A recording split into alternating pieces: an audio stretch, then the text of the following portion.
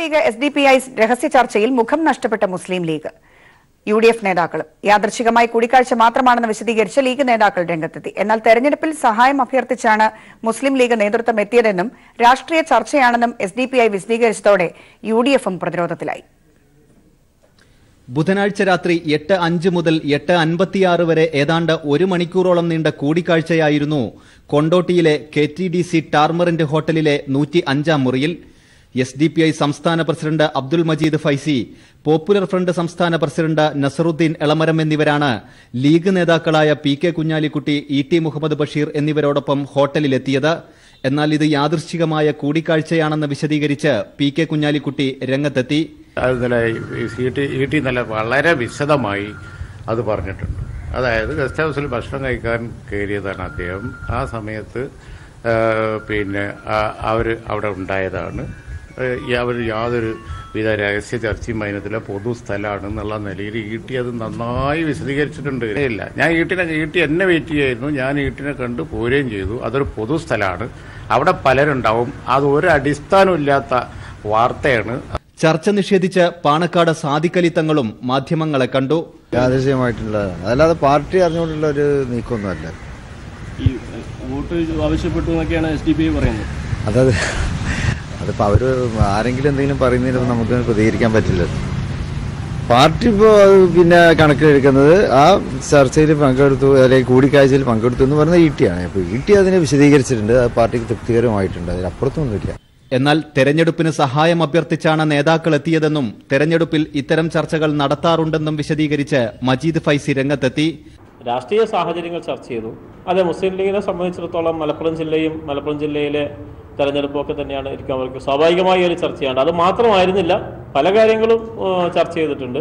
ആനുകാലിക രാഷ്ട്രീയ സംഭവ വികാസങ്ങൾ, അത് കേരളവുമായി ബന്ധപ്പെട്ടത്, രാജ്യവുമായി ബന്ധപ്പെട്ടത് സംസാരിച്ചിട്ടുണ്ട്. അത് സംസാരിക്കും, അത് തുടരുകയും ചെയ്യും. ഇതോടെ ലീഗ് നേതാക്കളുടെ കള്ളത്തരം പൊളിഞ്ഞു. ന്യൂനപക്ഷ വർഗീയതയ്ക്കെതിരെ പരസ്യ നിലപാടുകൾ സ്വീകരിക്കുന്ന MK മുനീർ, KM ഷാജി തുടങ്ങിയവർ ഹൈദരലി തങ്ങളെ അതൃപ്തി അറിയിച്ചിട്ടുണ്ട്. ലീഗിന് കയ്യോടെ പിടികൂടിയതോടെ UDFും പ്രതിരോധത്തിലായി. KT Swalih, Malappuram. SDPI League കൂടിക്കാഴ്ചയെ ന്യായീകരിച്ച് കോൺഗ്രസ്. SDPIയുടെ വോട്ട് വേണമെന്ന K സുധാകരൻ. ചർച്ചയെക്കുറിച്ച് മറുപടി നൽകാതെ ചെന്നിത്തല. CPM അജണ്ട തങ്ങൾക്ക് മേൽ കെട്ടിവെക്കേണ്ടെന്ന ചെന്നിത്തല. കൂടിക്കാഴ്ചയെക്കുറിച്ച് ലീഗാണ് പ്രതികരിക്കേണ്ടതെന്ന് മുല്ലപ്പള്ളി. ലീഗ് SDPI കൂടിക്കാഴ്ചയെ പരസ്യമായി ന്യായീകരിക്കുകയാണ് കോൺഗ്രസ് നേതാക്കൾ. കൂടിക്കാഴ്ചയെ ന്യായീകരിച്ച K സുധാകരൻ SDPIയുടെ വോട്ടുകൾ സ്വീകരിക്കുമെന്നും പറഞ്ഞു. ആ ദൃശ്യങ്ങളൊക്കെ എത്രമാത്രം വസ്തുനിഷ്ഠമാണെന്ന് എനിക്കറിയില്ല. പക്ഷേ തെരഞ്ഞെടുപ്പ് രംഗത്ത് ഒരു സ്ഥാനാർത്ഥി ആരുടെ വോട്ടും നിഷേധിക്കാറില്ല. വോട്ടിന് നിരോധനം കൽപ്പിക്കുന്ന ഒരു രാഷ്ട്രീയ ശൈലി നമുക്കില്ല. UDFിന്റെ സ്ഥാനാർത്ഥിക്ക് ആർക്കൊക്കെ വോട്ട് ചെയ്യാം, ആ വോട്ടെല്ലാം ഞങ്ങൾ സ്വീകരിക്കും എന്നൊന്നുമില്ല. SDPI എന്ന നിലക്കല്ല, എല്ലാവർക്കും ഒരു വോട്ടുണ്ട്. അതോടൊപ്പം SDPIയുടെ വോട്ട് വേണ്ടെന്ന് പറയാൻ പ്രതിപക്ഷ നേതാവ് രമേശ് ചെന്നിത്തലയും തയ്യാറായില്ല. SDPIയുടെ വോട്ട് വേണ്ട എന്നുള്ള ഒരു നിലപാട് പരസ്യമായി അല്ല, ഈ കാര്യത്തെ സംബന്ധിച്ചിടത്തോളം അവരതിനകത്ത് വ്യക്തമാക്കിയിട്ടുണ്ട്. ഞങ്ങളെ സംബന്ധിച്ചിടത്തോളം ഈ കാര്യത്തിൽ വളരെ വ്യക്തമാണ്. മതേതര നിലപാടിൽ ഉറച്ച് ഞങ്ങൾ മുന്നോട്ട് പോകും. മറ്റു കാര്യങ്ങളെ സംബന്ധിച്ച് ഞാൻ പിന്നീട് സംസാരിച്ചു. കോൺഗ്രസിന്റെ ഒറ്റ സീറ്റും ആർക്കും നൽകില്ലെന്ന് KPCC പ്രസിഡന്റ് മുല്ലപ്പള്ളി രാമചന്ദ്രൻ പ്രതികരിച്ചു. പരമാവധി സീറ്റുകളിൽ കോൺഗ്രസ് മത്സരിക്കുമെന്നും സീറ്റുകളുടെ എണ്ണം വർദ്ധിപ്പിച്ചാൽ മാത്രമേ രാഷ്ട്രപതി സർക്കാർ രൂപീകരണത്തിനായി ക്ഷണിക്കുകയുള്ളൂവെന്നും മുല്ലപ്പള്ളി പ്രതികരിച്ചു. എനിക്കറിയില്ല, എനിക്ക് അതേക്കുറിച്ച് അറിയില്ല. അത് മുസ്ലിം ലീഗിനോട് ചോദിക്കണം. ഞാൻ എങ്ങനെയാണ് പറയാ? എനിക്ക് ഒരു പ്രതികരണം ഈ കാര്യത്തിൽ പറയാനില്ല. മുസ്ലിം ലീഗുമായിട്ട് നിങ്ങൾ ആദ്യം ഈ കാര്യം നിങ്ങൾ ചർച്ച ചെയ്യുക. മുസ്ലിം ലീഗിന്റെ പ്രതികരണം വന്ന ശേഷം നമുക്ക് സംസാരിക്കാം. എന്നാൽ ലീഗ് SDPI കൂടിക്കാഴ്ചയെക്കുറിച്ച് പ്രതികരിക്കാൻ തയ്യാറാകാതെ UDF കൺവീനർ ബെന്നി ബെഹനാൻ താനും കൂടിക്കാഴ്ചയിൽ പങ്കെടുത്തുവെന്ന ആരോപണത്തിനും മറുപടി പറയുന്നില്ലെന്നും ബെന്നി ബെഹനാൻ പ്രതികരിച്ചു. സമാധാന തെറ്റിയ അഭിപ്രായം എന്നവർക്ക് മറുപടി ഞാൻ ആഗ്രഹിക്കുന്നില്ല. എന്നെ സംബന്ധിച്ചിടത്തോളം നേർവഴിയിലെ പോകണമെന്ന് ആഗ്രഹിക്കുന്നതിന് ഞാൻ വളഞ്ഞു കെട്ടാനും വളച്ചു പിടിക്കാനും ഞാനില്ല. അതെല്ലാം ഓരോരുത്തരുടെ രാഷ്ട്രീയ സംസ്കാരമാണ്. പിന്നെ ഇത്തരം അല്പത്തരമാണ് ഈ പറയുന്നത്. അല്പത്തരത്തിന് മറുപടി പറയാനുള്ള രാഷ്ട്രീയ സദാചാര ബോധം ഞാൻ അനുവദിക്കാത്തതുകൊണ്ട് ഞാൻ അതിന് മറുപടി പറയുന്നില്ല. ഇത്രയും കാര്യത്തെക്കുറിച്ച് എനിക്ക് പറയാറുണ്ട്. തെരഞ്ഞെടുപ്പിന് മുന്നോടിയായി ലീഗ് നടത്തിയ കൂടിക്കാഴ്ചയിൽ അക്ഷരാർത്ഥത്തിൽ കോൺഗ്രസ് വെട്ടിലായിരിക്കുകയാണ്. ഇക്കാര്യത്തിൽ ലീഗിനെ തള്ളിപ്പറയാനും കോൺഗ്രസ് തയ്യാറാകുന്നില്ല. News desk. കേരളത്തിലെ സ്ഥാനാർത്ഥി പട്ടികയ്ക്ക് അന്തിമ രൂപം നൽകാനാകാതെ കോൺഗ്രസ് സ്ക്രീനിംഗ് കമ്മിറ്റി യോഗം പിരിഞ്ഞു. സിറ്റിംഗ് എംപിമാർക്ക് വീണ്ടും അവസരം നൽകണമോ എന്ന നാളെ ചേരുന്ന കോൺഗ്രസിന്റെ കേന്ദ്ര തെരഞ്ഞെടുപ്പ് സമിതി തീരുമാനമെടുക്കും. ആറ്റിങ്ങൽ, ഇടുക്കി, വയനാട്, വടകര സീറ്റുകളിൽ തർക്കം രൂക്ഷമാണ്. കെ വി തോമസിനെ എറണാകുളത്ത് നിന്ന് മാറ്റാനും ശ്രമമുണ്ട്. വിവരങ്ങളുമായി സന്തോഷ് സർലിംഗ് തത്സമയം ദില്ലിയിൽ നിന്ന് ചേരുന്നു. സന്തോഷിലേക്ക്. രശ്മി, മാരത്തോൺ ചർച്ചയാണ് ഇതുമായി ബന്ധപ്പെട്ട് രാവിലെ മുതൽ ഡൽഹിയിൽ നടക്കുന്നത്. രമേശ് ചെന്നിത്തല, മുല്ലപ്പള്ളി രാമചന്ദ്രൻ, ഉമ്മൻചാണ്ടി എന്നിവർ പ്രത്യേകം പല സ്ഥലത്ത് യോഗം ചേർന്നു. കേരള ഹൗസിൽ യോഗം ചേർന്നു. അതിനുശേഷം എ കാൻഡയുടെ വസതിയിലും യോഗം ചേർന്നു. പക്ഷേ സ്ഥാനാർത്ഥി കാര്യത്തിൽ ഒരു അന്തിമ തീരുമാനത്തിലെത്താൻ കഴിഞ്ഞില്ല. അതിനുശേഷം വൈകുന്നേരം ചേർന്ന തെരഞ്ഞെടുപ്പ് സ്ക്രീനിംഗ് കമ്മിറ്റി യോഗത്തിലും ഫലം കണ്ടില്ല. സ്ക്രീനിംഗ് കമ്മിറ്റി യോഗം ഇപ്പോൾ നിർത്തിവെച്ചു. നാളെ കേന്ദ്ര തെരഞ്ഞെടുപ്പ് സമിതി ഇക്കാര്യത്തിൽ തീരുമാനം എടുക്കട്ടെ എന്നാണ് ഇപ്പോൾ തീരുമാനിച്ചിരിക്കുന്നത്. ഇനി സ്ക്രീനിംഗ് കമ്മിറ്റി യോഗം ചേരേണ്ടതില്ല എന്നും വ്യക്തമാക്കി. കെ.സി. വേണുഗോപാൽ, ഉമ്മൻചാണ്ടി എന്നിവർ മത്സരിക്കണമോ എന്ന് രാഹുൽ ഗാന്ധി തീരുമാനിക്കും. സിറ്റിംഗ് എംപിമാർക്ക് എല്ലാവർക്കും സീറ്റ് നൽകണമോ എന്നും ഇനി തെരഞ്ഞെടുപ്പ് സമിതി യോഗമാണ് തീരുമാനിക്കേണ്ടത്. എന്തായാലും കെ വി തോമസിനെ മാറ്റി ഹൈബി ഈഡനെ എറണാകുളത്ത് കൊണ്ടുവരാൻ എ ഗ്രൂപ്പ് ശ്രമിക്കുന്നുണ്ട്. ഇതിനെതിരെ കെ വി തോമസ് ഇന്ന് സ്ക്രീനിംഗ് കമ്മിറ്റി അംഗങ്ങളെ കണ്ട് നിലപാട് വിശദീകരിച്ചു. പാർട്ടി പറഞ്ഞാൽ എന്തോ അനുസരിക്കുന്ന അദ്ദേഹം പുറത്തു പറഞ്ഞെങ്കിലും തന്റെ വിജയ സാധ്യതയാണ് അദ്ദേഹം എടുത്തു പറഞ്ഞത്. ഇത് നാളെ ചേർന്ന് തെരഞ്ഞെടുപ്പ് സമിതി ചർച്ച ചെയ്യും. കൂടാതെ വയനാട്ടിൽ കെ.സി. വേണുഗോപാൽ മത്സരിക്കാൻ താല്പര്യം പ്രകടിപ്പിച്ചിട്ടുണ്ട്. പക്ഷെ അദ്ദേഹം മത്സരിക്കില്ല എന്ന സൂചന KPCC അധ്യക്ഷൻ മുല്ലപ്പള്ളി രാമചന്ദ്രൻ നൽകി. വടകരയിൽ KK രമയ്ക്കും ഇടുക്കിയിൽ PJ ജോസഫിനും സീറ്റ് നൽകേണ്ടതില്ല എന്ന് എന്തായാലും തീരുമാനിച്ചിട്ടുണ്ട്. ഈ രണ്ട് സ്ഥലത്തും പുതിയ സ്ഥാനാർത്ഥികളെ കണ്ടെത്തണം. വടകരയിൽ T. സിദ്ദിഖിന് സ്ഥാനാർത്ഥിത്വത്തിനുള്ള സാധ്യത വർദ്ധിച്ചിട്ടുണ്ട്. ഇടുക്കിയിലാകട്ടെ ഇപ്പോഴും ഒരു സ്ഥാനാർത്ഥി കാര്യത്തിൽ ഏക അഭിപ്രായത്തിൽ AI ഗ്രൂപ്പുകൾ എത്തിയിട്ടില്ല.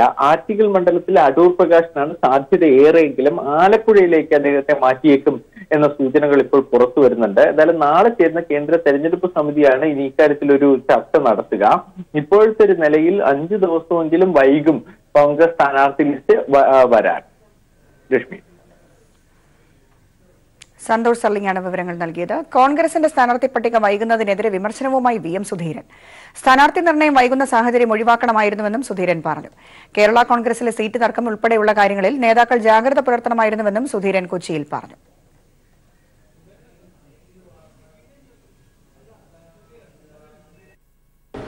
ഈ കേരള കോൺഗ്രസ് വിഷയം തന്നെ അല്ല അതുപോലുള്ള വിഷയങ്ങൾ, ഐക്യമുന്നണി വിഷയങ്ങളൊക്കെ തന്നെയും ഈ ഒരു തലത്തിലേക്ക് പോകാതെ ഒഴിവാക്കേണ്ടതായിരുന്നു. അതെല്ലാം ഒഴിവാക്കാനുള്ള ഒരു ഒരു ഒരു ജാഗ്രത നേരത്തെ തന്നെ ഉണ്ടായിരുന്നെങ്കിൽ അത് നന്നായിരുന്നു എന്നുള്ള വിശ്വാസക്കാരനാണ് ഞാൻ. ഇതൊക്കെ ഒരു വലിയ ചർച്ചാ വിഷയമായി അങ്ങനെ നീണ്ടുപോകുന്നത് ഉചിതമല്ല. എത്രയും വേഗത്തിൽ തന്നെ ഈ പ്രശ്നങ്ങൾക്ക് പരിഹാരമുണ്ടാകട്ടെ എന്നാണ് എൻ്റെ പ്രത്യാശ.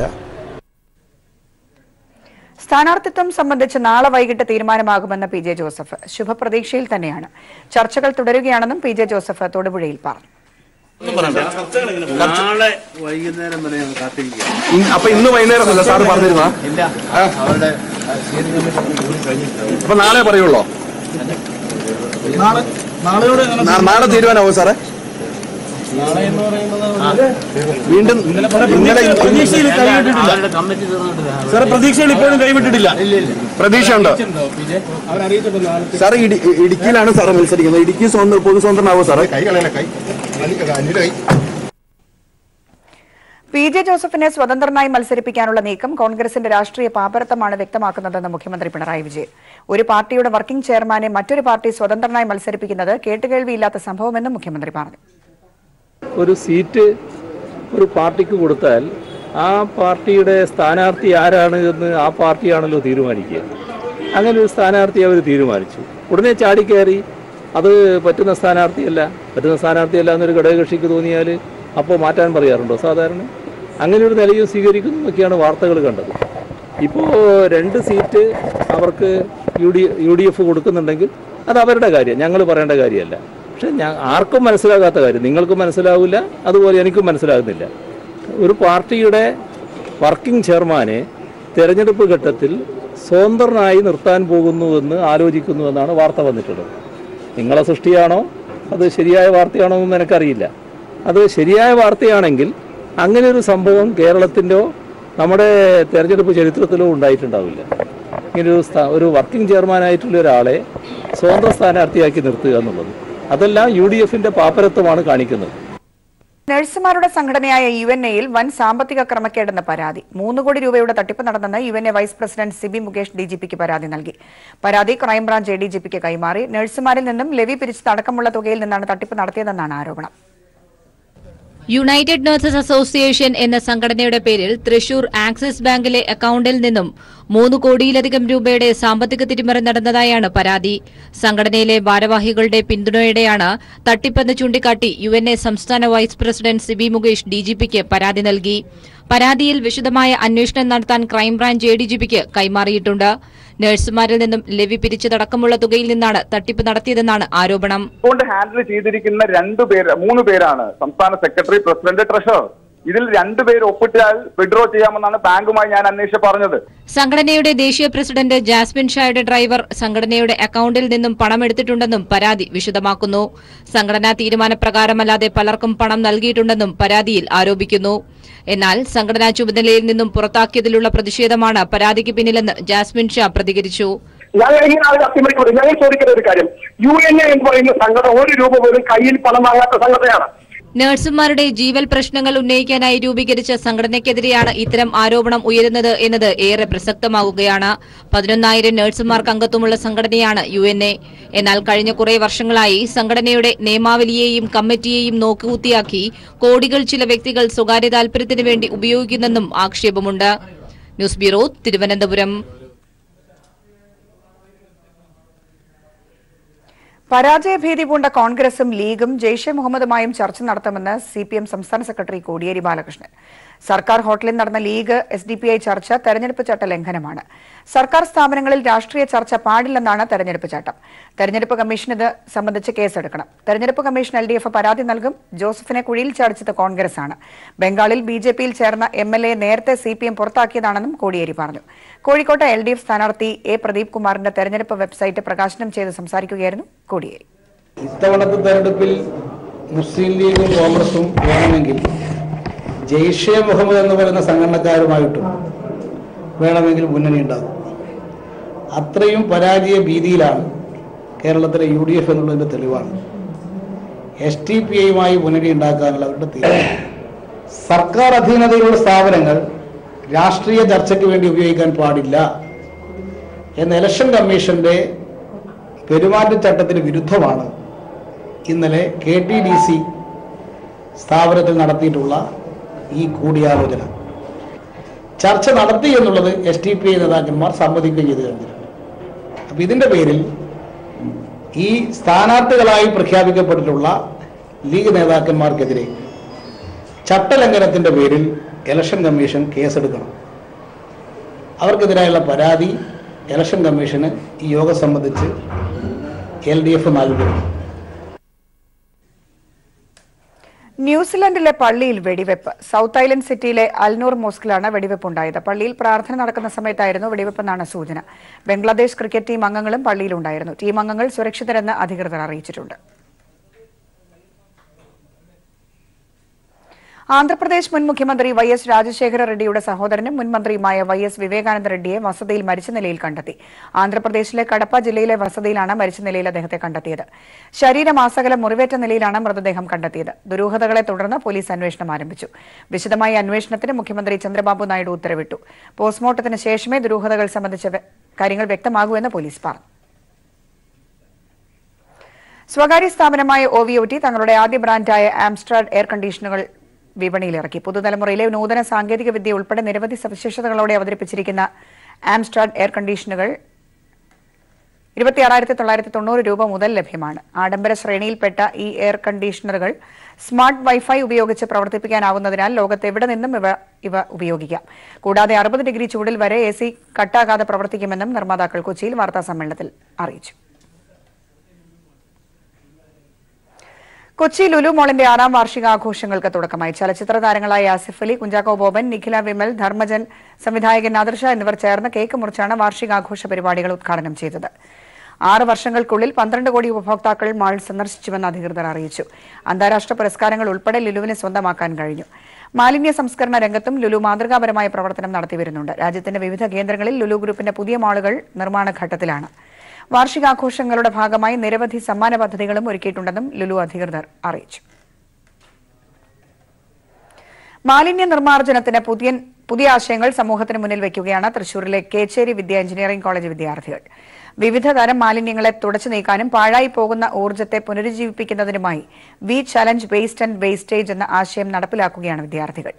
മറ്റുള്ള വിദ്യാഭ്യാസ സ്ഥാപനങ്ങൾ, സന്നദ്ധ സംഘടനകൾ, പൊതുജനങ്ങൾ എന്നിവർക്കും ഈ ചലഞ്ച് ഏറ്റെടുക്കാം. മാലിന്യത്തെ നിർമ്മാർജ്ജനം ചെയ്തും പാഴായി പോകുന്ന വസ്തുക്കളെ ഉപയോഗപ്രദമാക്കിയുമാണ് ചലഞ്ച് ഏറ്റെടുക്കേണ്ടത്. Kidney federation of India chairman father Davis Chiramel, cinema താരം ഗിന്നസ് പക്രു തുടങ്ങിയവർ വിദ്യാർത്ഥികളുടെ ആശയത്തിന് പിന്തുണയുമായി എത്തി.